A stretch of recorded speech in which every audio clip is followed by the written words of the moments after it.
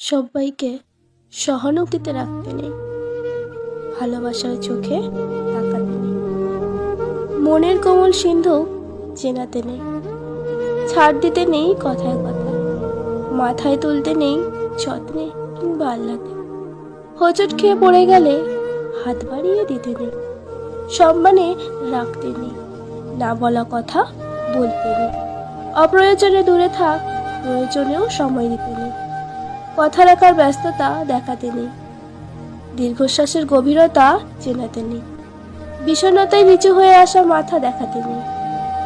দরকার নেই এসবের কিচ্ছু।